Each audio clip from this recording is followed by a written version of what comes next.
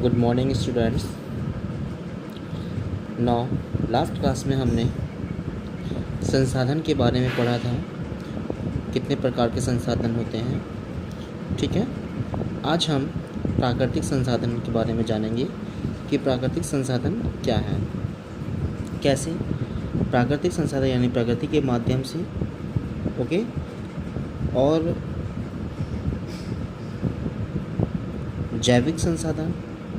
प्राकृतिक संसाधनों में मनुष्य के द्वारा नहीं, प्रकृति के माध्यम से जो चीज़ उत्पन्न होती है वो प्राकृतिक संसाधन होते हैं। जैसे कि सभी मनुष्य भूमि पर रहते हैं और इससे अपनी अधिकतर आवश्यकताओं की पूर्ति करते हैं। भूमि का उपयोग एक क्षेत्र में समान रूप से कभी भी नष्ट नहीं होता। इसका उपयोग क्षेत्र और समय समय पर भिन्न होता है। मनुष्य ने भूमि का उपयोग इमारतें बनाने, सड़कें बनाने, रेलवे लाइन बिछाने इत्यादि में किया था। बड़े क्षेत्रों में भूमि की सतह एक समान नहीं होती है। भूमि केवल आकार और बनावट में स्थान स्थान पर भिन्न नहीं होती, बल्कि समय अनुसार भी बदलती रहती है। पर्वत, पठार और मैदान भूमि के प्रमुख आकार होते हैं। भूकंप, ज्वालामुखी, विस्फोट या बाढ़ आदि से अचानक परिवर्तन होते हैं। इससे धीरे धीरे क्रमिक परिवर्तन होता रहता है। यानी जो प्राकृतिक माध्यम के आधार पर, जैसे पर्वतों के आधार पर पठारी पर्वत देखे होंगे आपने, नदियों के किनारे जो स्थान होते हैं उनमें, और एक जहाँ जैसे एक नॉर्मली साधारण जगह और नदियों के कटाच में बड़ा अंतर होता है। पर्वत विश्व में के पर्वत स्तर और नदियों के एक बड़े स्रोत हैं। अत्यधिक सर्दी, वनस्पति की कमी के कारण यहाँ जनसंख्या विरल अर्थात क्षेत्रीय हुई पाई जाती है। खेती योग्य मिट्टी और परिवहन की सुविधा न होने के कारण भूमि कृषि के लिए उपयोगी है नहीं होती। विश्व के प्रमुख पर्वत बर्फ, हिमनद और गहरी खाइयों में घिरे रहते हैं। निश्चित ऊंचाई पर कोई वनस्पति कभी नहीं दिखाई देती। ठीक है, आगे इन पर्वतों के वन और उनकी सुंदरता लोगों के आकर्षण के स्रोत हैं। अब मनुष्य पर्वत को संसाधन के रूप में उपयोग करने लगे हैं, क्योंकि पर्वतों पे अब लोग रहते हैं। ठीक है, और वहाँ पे कई सारी जड़ी बूटियों का भी उपयोग किया जाता है। अब मनुष्य पर्वतों को संसाधन के रूप में उपयोग करने लगे। उनकी ढलानों पर बागवानी का सफलतापूर्वक प्रयोग किया जा रहा है और घाटियों में सिंचाई से खेती की जा रही है। नदियों के जल से जल विद्युत के उत्पादन की भी पर्याप्त संभावनाएं होती हैं। ठीक है, यानी वहाँ पर हम लोग सब्जियाँ, फल, फूल इत्यादियों का भी प्रयोग करते हैं। पठार के विभिन्न गुण होते हैं। उनमें लावा अधिक मात्रा में होता है जो मिट्टी को उपजाऊ बनाते हैं। कुछ पुराने पठार खनिजों में समृद्ध हैं। तेज बहने वाली नदियों में जल विद्युत का विकास किया जा रहा है। भारत, पूर्वी अफ्रीका और ब्राज़ील के पठारों में गहन कृषि अभी तक की जा रही है। आगे मैदानी क्षेत्रों में क्या है, जैसे नदियाँ, अमेज़न की घाटी और गंगा के मैदान द्वारा अपने साथ लाई गई समृद्ध जलोढ़ मिट्टी बहुत लाभकारी होती है। यानी ये उपजाऊ होती है मैदानी जो क्षेत्र होते हैं। लेकिन इन मैदानी क्षेत्रों में रसीले सब्जियां, रसीले फलों का प्रयोग किया जाता है। यहाँ कच्चे माल, सस्ते श्रमिक और बड़े उपभोक्ता बाजार में पाए जाते हैं। विश्व के अधिकांश मैदानी भागों में कृषि की जाती है। विश्व के लगभग 2/3 जनसंख्या यह निवास करती है कहाँ पे, मैदानी क्षेत्र में। और जहाँ हम लोग हैं वो भी मैदानी क्षेत्र है। ये पूरा का पूरा गंगा का किनारा था। और भूमि का उपयोग, भारत में भूमि उपयोग के तरीके कौन से, भौगोलिक स्थिति, जलवायु तथा मिट्टी के और मानव प्रयासों जैसे भौतिक तत्वों के लगातार अंतक्रिया के परिणाम स्वरूप तथा बहुत सी सामाजिक आर्थिक स्थिति से प्रेरित होकर भूमि का उपयोग सुनिश्चित होता है। यानी बेटा भूमि का उपयोग, जैसे कि यहाँ के मैदान और आप पठारी क्षेत्र में, जैसे कि मणिपुर, मेघालय, नागालैंड, मिजोरम, मध्य प्रदेश, यहाँ पे सब क्या है, पठारी क्षेत्र हैं, ऊबड़ खाबड़ के क्षेत्र होते हैं। और जहाँ हम लोग रहते हैं बिल्कुल समतल हैं। लेकिन जैसे जैसे हम ऊंचाई की तरफ बढ़ते जाएंगे तो वहाँ से पठार मिलेंगे, पर्वतों के ढलानों में मिलेंगे। तो वहाँ पे क्या है, उपजाऊ तो होती है लेकिन वहाँ के संसाधन जो है सीमित होते हैं। ठीक, आगे कह रहे हैं कि भारतीय मृदा यानी भारतीय मृदा सॉइल, इंडियन सॉइल रिसोर्सेज, मिट्टी पृथ्वी का ढीला आवरण या पृथ्वी की परपटी की ऊपरी सतह पर ऊपरी परत है इनमें कार्बनिक और अकार्बनिक पदार्थों का मेल होता है।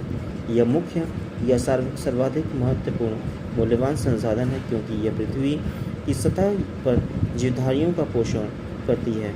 हमारे अधिकांश खाद्य पदार्थ और वस्त्र इसी ऊपरी परत से प्राप्त होते हैं। इसी में सभी पेड़ पौधे उगते हैं। हमारी भवन निर्माण की अधिकांश सामग्री इसी से प्राप्त होती है, यानी मिट्टियों से।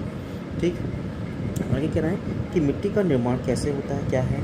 मिट्टी बनावट, रंग और अन्य गुणों में भिन्न भिन्न होती है। मिट्टियों में टूटने फूटने से बनती हैं। ठीक है, इसमें कई प्रकार की उमस मिट्टी होती है, जलोढ़ मिट्टी होती है, वायु मैंने मिट्टी के प्रकार हम लोग जानेंगे कि मिट्टी के जो है कहा जाता है कि 6 से ज़्यादा होता है। हम एक मिट्टी जो है 4 मानी जाती है, लेकिन मुख्य रूप से आप अगर बात करेंगे तो 2 और मिट्टियाँ होती है, जैसे पहाड़ों पर मिट्टियाँ होती है दरदरी, और मरुस्थलीय जैसे रेगिस्तानी। आगे बात करते हैं मिट्टियों के प्रकार। यस, भारत में मिट्टी के प्रमुख प्रकार कौन कौन से हैं। जलोढ़ मिट्टी, काली, लाल, लैटराइट और पहाड़ी मरुस्थलीय। मैंने क्या कहा था, 4 तो प्रमुख होते हैं, लेकिन 2 और होते हैं जो पहाड़ों पे होती हैं। पहाड़ों पे खेती होती है, क्योंकि मिट्टी नहीं होगी तो खेती नहीं हो पाएगी। और मरुस्थलीय यानी रेगिस्तानी। जलोढ़ मिट्टी, यह मिट्टी सबसे अधिक महत्वपूर्ण है, बड़े क्षेत्र में फैली हुई है। ये नदियों द्वारा बहा कर लाई गई मिट्टी जलोढ़ मृदा होती है। ठीक है, आगे जलोढ़ मिट्टी की विशेषता। जलोढ़ मिट्टियाँ अगर विशेषता पूछता है, नदियों द्वारा अपने साथ बहाकर लाई गई मिट्टियाँ हैं, अतः इनका प्रभाव चट्टान के साथ कोई संबंध नहीं होता। उपजाऊ मिट्टी में पर्याप्त मात्रा में पोटाश, फास्फोरस, ध्यान रखना जलोढ़ मिट्टी में क्या क्या पाई जाती हैं, पोटाश, फास्फोरस, अम्ल और चूना रहता है। इसमें कार्बन और नाइट्रोजन तत्वों की कमी रहती है। ये 2 प्रकार की होती हैं, बांगर और खादर मिट्टी।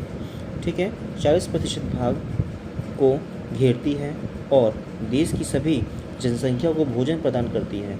ये विभिन्न प्रकार की फसलों जैसे गेहूँ, चावल, गन्ना, जूट, ज्वार आदि के उगाने के लिए उपयुक्त होती है।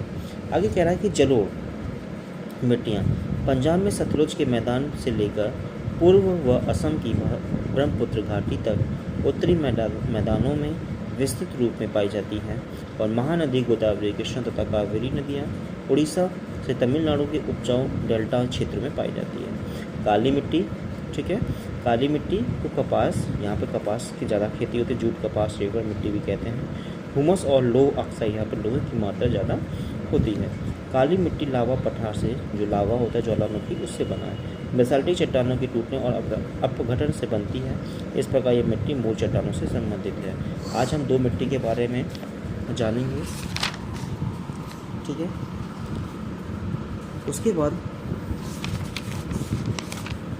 चलिए कह रहे हैं कि और ये मिट्टी जो है 5 लाख वर्ग किलोमीटर तक है। ये मिट्टी महाराष्ट्र, गुजरात, यानी काली मिट्टी महाराष्ट्र, गुजरात, पश्चिमी मध्य प्रदेश, मालवा का पठार, तमिलनाडु तथा आंध्र प्रदेश के पश्चिमी भाग में आदि पाई जाती है। काली मिट्टी की विशेषता है, यह बारीक कणों वाली चिकनी मिट्टी होती है। इस मिट्टी में पोटेशियम, कैल्शियम और मैग्नीशियम यानी विशेषता की बात हो रही है, पोटाश, चूना आदि पोषक तत्व पर्याप्त मात्रा में होते हैं। ग्रीष्म ऋतु में काली मिट्टी वाले खेतों में दरारें पड़ जाती हैं। वर्षा ऋतु या वर्षाचल, यह मिट्टी चिपचिपी होती है। काली मिट्टी देखा होगा आप लोगों ने कि काली काली होती है, बिल्कुल चिपचिपी, है ना। उससे हम लोग मूर्तियाँ बनाते हैं। ठीक, काली मिट्टी का हम लोग मूर्तियाँ बनाते हैं, ध्यान रखिएगा। मूर्तियाँ बनाने में किस मिट्टी का प्रयोग होता है, चिपचिपी, क्योंकि जल्दी सूखती भी है। जलोढ़ और काली मिट्टी में तुलना। जलोढ़ मिट्टी तुलना, नदियों द्वारा अपने साथ बहाकर लाई गई मिट्टी, काली मिट्टी तथा लावा पठार, दक्कन बेसाल्ट वाली चट्टानों में अपघटन से बनती है। जलोढ़ मिट्टी उत्तरी मैदान पंजाब से असम, पूर्वी तटीय मैदान डेल्टा तथा गुजरात के मैदानों में पाई जाती है। काली मिट्टी महाराष्ट्र, गुजरात और मध्य प्रदेश, आंध्र प्रदेश, कर्नाटक, तमिलनाडु आदि के भागों में पाई जाती है। ठीक है, आगे जलोढ़ मिट्टी में पोटास, फास्फोरिक अम्ल और चूना पर्याप्त मात्रा में होता है, लेकिन कार्बनिक और नाइट्रोजन के तत्व कम मात्रा में होते हैं। काली मिट्टी में कैल्शियम तथा मैग्नीशियम, खनिज, चूना आदि प्रचुर मात्रा में होती हैं। जलोढ़ मिट्टी बारीक, यानी हमें अगर प्रश्न उठता है कि जलोढ़ मिट्टी में क्या क्या पाया जाता है, काली मिट्टी में कौन से रासायनिक तत्व पाए जाते हैं, इसके बारे में आपको जानना है, समझना है, पढ़ना है। मैं आपको यहाँ तक पढ़ा चुका हूँ, जलोढ़ मिट्टी, काली मिट्टी। ठीक है, इस मिट्टी को बेटा पढ़ना है, पढ़ के समझना है। मैं इस चैप्टर को फ़ोटो क्लिक करके आपको सेंड कर दूँगा, आपके पास बुक होगी, अपनी बुक में स्टडी करिए। Thank you, have a nice day, good day बेटा।